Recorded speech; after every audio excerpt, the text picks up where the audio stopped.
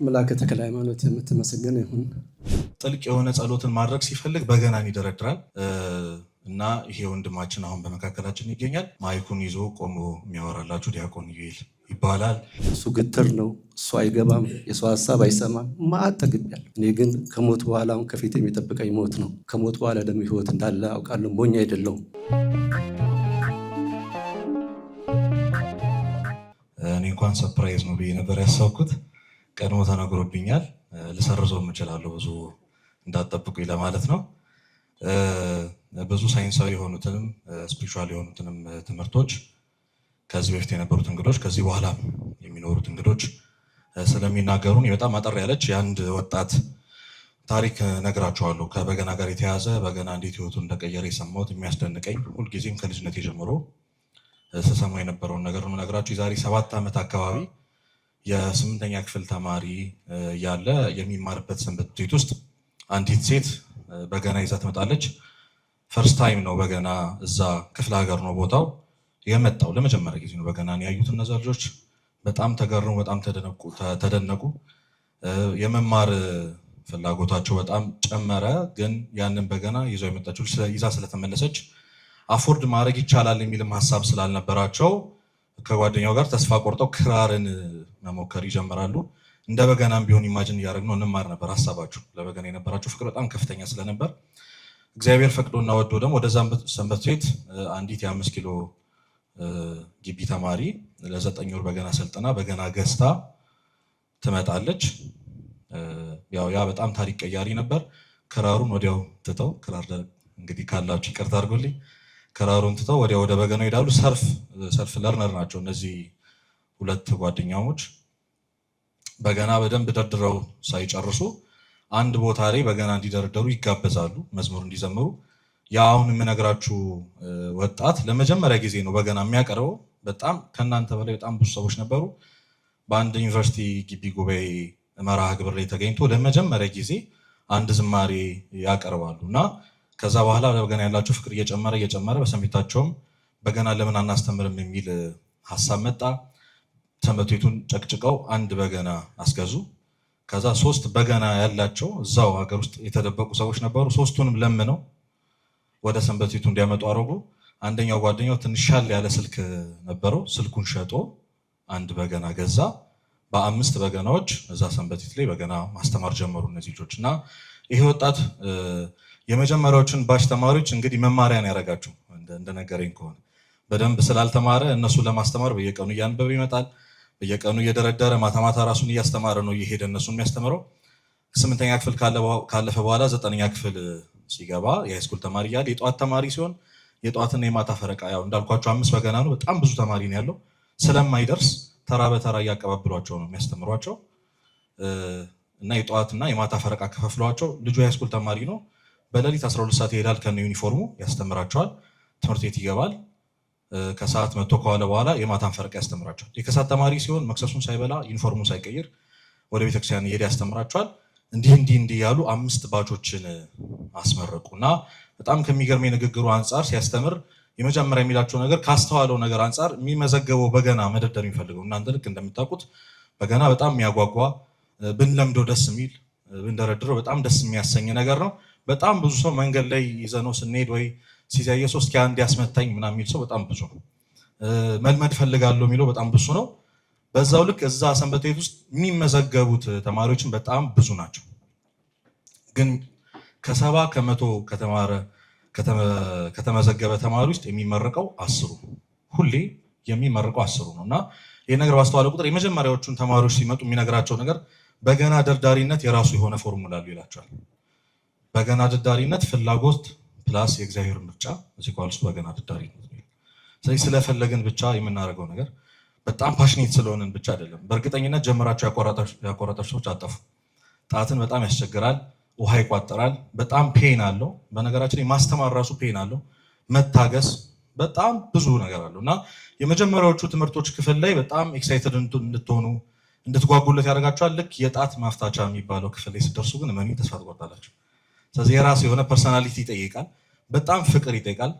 ይሄ ነገሮች ሁሉ የበገና የትምህርትን ክፍል ተያይዞ በጣም የሚገርማችሁ የክርስትናን መንገድ የሚያሳይ ነው። ብዙ ተስፋ ያልቆረጡ ሰዎች፣ እንዳይቆርጡ ያደረጋቸው ሰዎች፣ ሳይኮሎጂካሊ በጣም የታከሙ ሰዎች እንደሰማችሁት ማለት ነው። ልጁም ሲነግረኝ እነዛ ከተማሩት 5 ባቾች አብዛኞቹ ንስሐ የሚገቡ ስጋው ደሙን የሚቀበሉ ከእግዚአብሔር ጋር በጣም ቅርብ የሆኑ ከሰዎች ጋር ኮሚኒኬሽን በጣም ዝቅተኛ ነበሩ፣ ደግሞ ያሻሻሉ ሰዎች፣ ብቻ ብዙ ነገር የቀየሩ ሰዎች ነበሩ። ይሄ ተማሪ ከነበረበት ክፍለ ሀገር ወጥቶ አዲስ አበባ ይገባል፣ ከበገና ይርቃል። በጣም የሚገርማችሁ በጣም ማይግሬን ይታመማል፣ ራሱን ያመዋል እና ሁልጊዜ እየገባ ተማሪዎቹ ከመምጣታቸው በፊት የበገና ክፍል ውስጥ ገብቶ ይደረድራል። ያ ማይግሬን ቶሎ ነው የሚለቀው። ያለባችሁ ሰዎች እንግዲህ ህመሙን ታውቁታላችሁ። እና ሁልጊዜ ጓደኛው ያስተውለዋል። ሁልጊዜ ቤተክርስቲያን ስትገባ የማየው ፊትና በገና ክፍል ገብተህ ስትወጣ ያለው ፊት በጣም ዲፈረንስ አለ ይለዋል። እና ያንን በጣም እንዴት ኢፌክት እንዳለው ፊዚካሊ ራስ ምታትን የሚያህል ነገር እስኪያሽ ድረስ ማለት ነው ንዝረቱ ማለት ነው። እና ያንን ነገር እያየ መጣ፣ ወደ እግዚአብሔር ቀረበ። ከምንም ነገር በላይ በዛ ጊዜ ካጫወተኝ ውስጥ በሃይ ስኩል ትምህርት ባለበት ጊዜ 11ኛ 12ኛ ክፍል በጣም ከባድ የሆነ ነገር ይገጥመዋል። ተስፋ ይቆርጣል። ግን ታውቃላችሁ ተስፋ መቁረጥ ከእግዚአብሔር ያርቃል። በኃጢአት መውደቅ፣ በሱስ መያዝ ወይም ደግሞ በእንደዚህ በሪሌሽንሺፕ ጉዳዮች መሰበር በየትኛው እንደሆነ አላውቅም። በጣም ተስፋ ቆርጦ በገና ማስተማር ግን ኃላፊነቱ ስለሆነ በገና ለማስተማር ይሄዳል እና ተማሪዎቹን ጣቶቻቸውን እንዲደረድሩ እንዲያፍታቱ የሚያደርገው ጥረት ውስጥ ከምንም ነገር በላይ ከዛም እንግዲህ በገና የሚታያችሁ ከሆነ ከታች እንዚራ የምትባል ክፍል አለችው፣ የበገናውን ንዝረት መቆጣጠሪያ ማለት ነው። እና ትንሽ ከፍ ካለ ወይ ዝቅ ካለ ንዝረት አይሰማም እና የንዝረቱን ማስተካከያው ይቺ እንዚራ ናት። ትንሽ ቆዳ ትመስላለች፣ ከፍ ቢል አሳያችሁ ነበር። እና አንድ ሰው በገና እየደረደረ ወይ 4 ቁጥር ወይ 5 ቁጥር አልሰማ ካለችው ወይ ድፍን ያለ ድምፅ ከሆነበት እንዚራውን ነው የሚያስተካክለው፣ ከፍ ዝቅ እያደረገ እና በገና ሙሉውን ስብከት ነው። እና ይሄ ልጅ 4 ቁጥር ታስቸግረዋለች። 4 ቁጥር በጣም መንዘር ያለባት በጣም የምትወጠር ቁጥር ናት እና በጣም ታስቸግረዋለች። ቢሰራው ከፍ ቢያደርገው ዝቅ ቢያደርገው ከፍ ዝቅ ያስቸግረዋል። መጨረሻ ላይ የሚፈልገውን አይነት ንዝረት ይሰማል። ያን ጊዜ መጀመሪያ የተማረው ትምህርት ትዝ ይለዋል። ምንድነው? በገና ሙሉን ቃል እግዚአብሔር ነው። ከታች አሁን ያልኳችሁ እንዚራ የተባለችው የኛ የክርስቲያኖች ምሳሌ ነው። ከላይ ያለው ቀንበር የኃያሉ የቅዱስ እግዚአብሔር ምሳሌ ነው። መቃኛዎቹ የጻድቃን ምሳሌ ናቸው። አውታሮቹ 10ቱ የ10ቱ ትእዛዛት ምሳሌ ናቸው። ገበቴው የእመቤታችን ምሳሌ ነው። ከታች ያለው መወጠሪያው የዓለም ምሳሌ ነው እና ሁልጊዜም በእነዚህ ህግጋት ውስጥ ልክ እንደ ጻድቃን እግዚአብሔርን ለመምሰል ሰላም ለመሆን ጥሩ ክርስቲያን ለመሆን ከጥሩም ክርስቲያን አልፎ ራሱን ለክርስቶስ የካደ ክርስቲያን ለመሆን ሁልጊዜም በ10ቱ ትእዛዛት የተነሳ ወደ እግዚአብሔር መድረስ እንዳለብን የሚሰብክ መሳሪያ ብቻውን ቃል እግዚአብሔር እና እንዚራ ሁልጊዜ ንዝረቱን ለማምጣት ከፍ ዝቅ ማለት እንዳለበት እሱም በህይወት ሲያልፍ ከፍታና ዝቅታ እንደሚገጥመው ተስፋ መቁረጥ እንደሌለበት ንዝረቱን የሆነ ቀን በዚህ ከፍታና ዝቅታ ውስጥ እንደሚያገኘው በዚህ በገና ተነክቶ ተምሮ ህይወቱን ይቀጥላል። አዛታይም በጣም ራሱን የማጥፋት ጨለማ ውስጥ ዲፕረስድ የመሆን በጣም ብዙ ነገር አሳልፏል። ይቺ የእንዚራ ኮንሰፕት ብቻ ህይወቱን ተተርፍለታለች። ወደ አዲስ አበባ ይመጣል፣ ስራ ይሰራል። አሁን 7 ዓመት አልፎታል ይህንን ነገር ካሳለፈ። 5 ባች አስመርቋል። ብዙ ተማሪዎች ጋር ተግባብቷል። አሁን ሁልጊዜም እግዚአብሔርን ማግኘት፣ ክርስቶስን መናፈቅ፣ መጸለይ፣ ትክክለኛ የሆነ ጸሎት መንበረ ጸሎት የሚደርስ ጥልቅ የሆነ ጸሎትን ማድረግ ሲፈልግ በገናን ይደረድራል እና ይሄ ወንድማችን አሁን በመካከላችን ይገኛል። ማይኩን ይዞ ቆሞ የሚያወራላችሁ ዲያቆን ዩኤል ይባላል።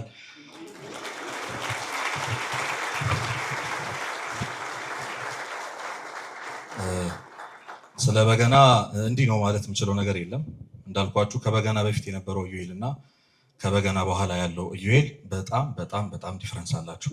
በጣም ከወንድሜ ከመምህር ኤርሚያስ ጋር ያስተዋወቀን ያግባባንም ይሄ የበገና ፍቅር ነው። በጣም ብዙ ጊዜ ሲጨንቀኝም ሲከፋኝም ኤርሚያስ ጋር ሄጄ የቢሮውን ቆልፎብኝ እንግዲህ የሚያሰማኝ የበገና ድደር አለ ለእኔ ብቻ የተፈቀደ እስካሁን ድረስ ሌላ ሰው ሲሰማው አላየው። ይከፍትልኛል። በጣም ነው የምፈወሰው። ስለዚህ እኔ ሳይንቲፊክ የሆነ ሳይኮሎጂካል የሆነ ነገር ላወራላችሁ እችል ነበር። በቤተክርስቲያን የምታስተምረውንም ላወራላችሁ እችል ነበር። ይሄንን ከዚህ በኋላ ያሉት መንገዶች ከዚህ በፊትም ያሉትን ነግሯቸዋል። ግን እውነተኛ የሆነ የህይወት ምስክር ነኝ እኔ ለበገና ለመቆሜ። በጣም ብዙ ወጣቶች አሁን ስፒሪቹዋል ህይወታቸው ላይ ስትራግል ሲያደርጉ ያማክሩኛል። ምን ላድርግ ይሉኛል። ንስሐ ግቡ፣ የክርስቶስ ስጋና ደም ተቀበሉ ካልክ በኋላ የመጨረሻው ሪኮመንድ ማድረጋቸው ነገር ደግሞ በገና ተማሩ። ሁለት ሽልማቶች ነው ያዘጋጀ ነው። የመጀመሪያው እንግዲህ በጣም በብዙ ድካም በጣም የቆየ በጣም ሬር የሆነ ኒሻን እጅግ በጣም የድሮ ከነጃንሆይ ጀምሮ እጅግ በጣም ከተከበሩ ቤተሰቦች ሲዋረድ የመጣ ኒሻን ነው። ለወራት ደክመናል ይህንን እጃችን ለማስገባት። ፋይናሊ የእግዚአብሔር ሀሳብ ስለሆነ ዛሬ 7:30 አካባቢ እጃችን ደርሷል ማለት ነው። ስለዚህ ለመምህር ሲሳይ እሱን ስጦታ መስጠት ፈልጋለሁ።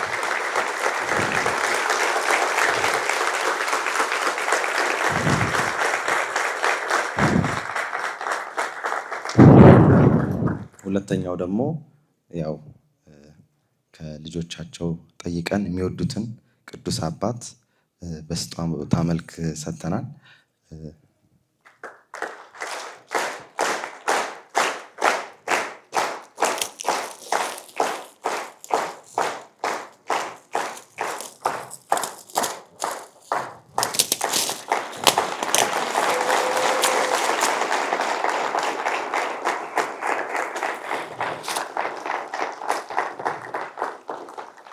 ይህንን ስጦታ ለማዘጋጀት ስናስብ ብዙ አባቶች አእምሯችን ላይ መጥተዋል፣ ተመላልሰዋል። ነገር ግን በገና አሁን ያለበት ደረጃ እንዲደርስ በጣም ትልቅ አስተዋጽኦ ያደረጉ ታላቅ አባት ናቸው።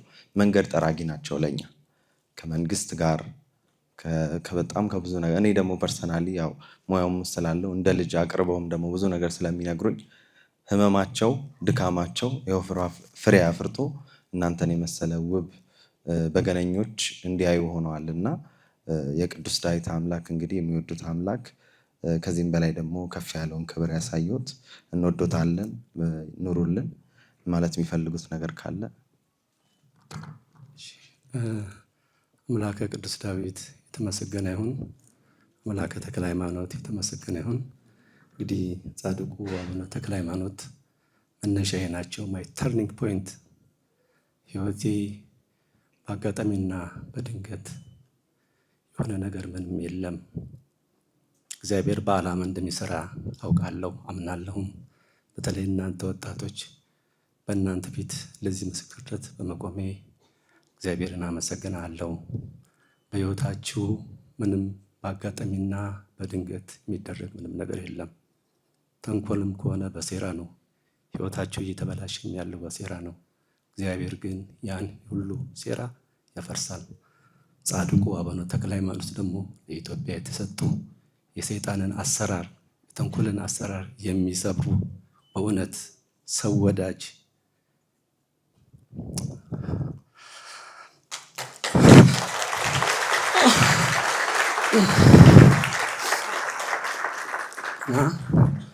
አምላከ ተክለ ሃይማኖት የምትመሰገነ ይሁን። እግዚአብሔር ባይረዳን ቅዱሳን ባይጠብቁን እኛ በእናንተ ፊት እንቆም ሰዎች አልነበርንም። አሁንም ኢትዮጵያ የቆመችው በቅዱሳን ነው። በፍጹም እንዳትፈሩ። ስለ ኢትዮጵያ ስለ ቤተክርስቲያን ስለሚወራው ነገር በፍጹም እንዳትፈሩ። እግዚአብሔር እንኳን ለኢትዮጵያ ለኔ ያስበዋል። እግዚአብሔር እንኳን ለቤተክርስቲያን ለኔ ያስበዋል። እግዚአብሔር እንኳን በስሙ ለተጠሩት ለኔ ለኃጢአተኛው አስበዋልና ከበገና ጋር በአጋጣሚና በድንገት አልተገናኘሁም። በዓላማ ነው። ህይወቴ ከተሰራ በኋላ ነው በገና የተሰጠኝ። ምናልባት የበገና መማሪያ መጽሐፊ የመጀመሪያው ገጽ ላይ ምስጋና የሚለውን ጊዜ እንዳልወስድባችሁ እሱን አንብቡ። እኔ ውለታ የተከፈለልኝ ሰው ነኝ። ዛሬ ለእኔ ምንም እልልታ ለእኔ ጭብጨባ አያስፈልግም። በተደረገልኝ ሁሉ ነገር ዓለም ሁሉ በገና ይዞ ቢዘምር ለእኔ የተደረገውን ነገር መክፈል አይችልም። ዝም ያልኩት እግዚአብሔር ስለሚናገር ነው። በዚህ 20 ዓመት ውስጥ ብዙ ነገሮች ተብለዋል። ስለ በገና ብዙ ነገር ተብለዋል። እኔ የሰራሁት እኔ ያደረኩት ነገር ሁሉ ሌላ ሰዎች እንዳደረጉ ብዙ ነገሮች ግፊት ተደርገዋል። ዝም የሚለው እግዚአብሔር ስለሚናገር ነው። ጊዜም አለው እግዚአብሔር ይናገራል። እና መምህር ኤርሚያስ ከስር ብዙ ጊዜ ሲያገኘኝ በቁጭት ከኔ መስማት የሚፈልገው ነገር እነግረዋለሁ። ለምን በመንገድ ውስጥ ሳለ እኔና መምህር ኤርሚያስ የእድሜ ጉዳይ ነው እንጂ እኔ የቦረና ኪዳነ ምሕረት ሰንበት ተማሪ ነው፣ እሱ ደግሞ የቅዱስ ቂርቆስ ሰንበት ተማሪ ነው። ሰንበት ተማሪነታችን ያገናኘናል። ለምን ሐዋርያው ቅዱስ ጳውሎስ ምንድን ነው ያለው? ቅዱስ ጳውሎስ ትንሹን ጢሞቴዎስን ጢሞቴዎስ ሆይ ማንም ታናሽነትህን አይናቀው ያለው እና መምህር ኤርምያስም ይዘህበት የተነሳበትን መንገድ ሁሌ ከቤተ ክርስቲያንና ከቤተ ክርስቲያን ጋር ብቻ አገናኘው። እሱ መስመር ያወጣል፣ ችግር የለውም። አለበለዛ ከመስመር ከወጣነው ግን እንጎዳበታለን። እኔ መጀመሪያ በገናዬን የደረደርኩት በረከታችሁ ይደርብንና ለብፁዕ አቡነ ያዕቆብ ለእኛ ሀገረ ስብከት ሊቀ ጳጳስ ነበሩና ሄጄ ነግሬያቸው በገናውን ስደረድር ሰሙኝና ሰላም ለኪ ነበር የደረደርኩት። ልጄ እግዚአብሔር ያለ ምክንያት አንድ ነገር አይሰጥም። ይሄ ተሰጥቷል። ይሄን ግን በአግባቡ ተጠቀመበት። ይሄ ቃል ሁሌ ስለ በገና በተያያዙ ነገሮች ላይ ሁሉ የተለያዩ ግብዣዎች ሲደረጉልኝ እሰማና ይሄ ነገር በአግባብ ነው ወይስ በአግባብ አይደለም ብዬ ያለውን ነገር ጠይቃለሁ። ነፍሴ ተው ካለኝ እተዋለሁ። እሱ ግትር ነው፣ እሱ አይገባም፣ የሰው ሀሳብ አይሰማም። ማዕት ተግቤያለሁ። እኔ ግን ከሞት በኋላ አሁን ከፊት የሚጠብቀኝ ሞት ነው። ከሞት በኋላ ደግሞ ህይወት እንዳለ አውቃለሁ። ሞኝ አይደለሁም። ስለዚህ ዛሬ እናንተን በማየቼ ዲያቆን ኢዩኤል ቅድሙ በገና የደረደረው ህይወቴን የተናገረው እሱ። ብዙ ያልተነገሩ የበገና ታሪኮች አሉ። ነገም ደግሞ የበገና ጉዳይ ይገለጣል። የኢትዮጵያ ጉዳይ ለምን ቅዱስ ዳዊት ምንድን ያለው? ክብሬ ይነሳ በገናና መሰንቆ የሚነሱ አለም ያለም። አሁን በገና እየተነሳ አይደለም? ክብሬ መሰንቆ እየተነሳ የዜማ ቋ እየተነሳ አለም። ወደንም ጠላንም የኢትዮጵያ ክብር ይገለጣል። ከፈራን ምን ያለው? ከፈራን አንድ እስራኤላዊ እዛ ኦሽት ዩዝ እየተገደለ ከፊት ያሉት ሰዎች እየሞቱ እሱ ከኋላ ቆሞ ምን ብሎ ነው የሚያምን? እስራኤል ታላቅ ሀገር ትሆናለች ያሉ ነበር ወደ ሰዓት ውስጥ የሚገቡት። እኛ እዚች ቅድስት ሀገር ላይ ቆመን እዚች ቅድስት ቤተክርስቲያን ውስጥ ሆነን ቤተክርስቲያን ትጠፋለች፣ ኢትዮጵያ ትጠፋለች የሚል አዋጅ እኛ እንሰማለን። ከፈራን እግዚአብሔር ምን ያድርገን? ዛሬ እኮ አቡነ አረጋዊ ናቸው። አቡነ አረጋዊ እኮ አልሞቱ አሉ። ቅዱስ ያሬድ አሉ። ለዚህ ቀን እኮ የቆዩት። ስለዚህ በሚያስፈሩን ፍርሃት ውስጥ አንሆንና በእውነት ዛሬ አልጠበቅኩም። መምህር ኤርምያስ በጣም የምቀርበው ተማሪ አይደለም። ሱዛ ሰንበት ትምህርት ቤት ነው የተማረው። ያስተማርኳቸው የማውቃቸው በቅርበት የሚያውቁኝ ሰዎች አሉ። እሱ አላደረገም እግዚአብሔር መምህር ኤርምያስን ያደረገውና እግዚአብሔር ያክብር። መምህራንን በማክበር የሚገኘውን በረከት ያድል። እግዚአብሔር ይስጥልን።